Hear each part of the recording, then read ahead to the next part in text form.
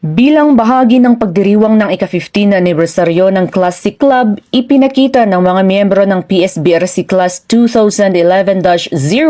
ang kanilang matibay na dedikasyon sa paglilingkod sa komunidad at suporta sa edukasyon sa pamamagitan ng isang turnover and acceptance program ng bagong tayong study area sa Tinungdan Elementary School noong Hunyo 13, 2026. Pinangunahan ni Class President Police Senior Master Sergeant Emmanuel Dagsan ang aktibidad na may temang A Gift of Learning, a Legacy for the Future. Ipinapakita ng proyektong ito ang sama-samang adhikain ng mga miyembro ng Classic Club na makapagbigay ng makabuluhan at pangmatagalang kontribusyon sa komunidad sa pamamagitan ng mga inisyatibang nagsusulong ng edukasyon at pag-unlad ng kabataan. Tampok sa turnover ceremony ang pagpirma sa Certificate of Turnover and Acceptance na nagsilbing opisyal na paglilipat ng pasilidad sa administrasyon ng paaralan. Sa kanyang mensahe, pinahayag ni PSMS Dagsan ang kanyang pagmamalaki sa matagumpay na pagkumpleto ng proyekto at binigyang diin niya na ang study area ay sumisimbolo sa serbisyo, pagkakaisa at kolektibong dedikasyon ng mga pulis sa pagtulong sa paghubog ng mas maliwanag na kinabukasan para sa mga kabataan. Dagdag pa niya na ang tunay na tagumpay ay hindi lamang nasusukat sa pisikal na tagumpay, kundi sa positibong epekto na naibabahagi sa kapwa at sa komunidad. Inaasahan na ang bagong study area ay magbibigay sa mga estudyante ng ligtas, komportable at angkop sa kapaligiran habang pinatitibay ang ugnayan sa pagitan ng kapulisan, mga institusyong pang-edukasyon at ng lokal na komunidad. Itinataguyod din ng inisyatibong ito ang volunteerismo, panlipunang responsibilidad at suporta para sa dekalidad na edukasyon na sumasailalim sa patuloy na dedikasyon ng Philippine National Police sa pagpapaunlad ng bansa ng higit pa sa pagpapatupad ng batas. Ang makabuluhang proyektong ito ay patunay ng dedikasyon ng PSBRC Class 2001-01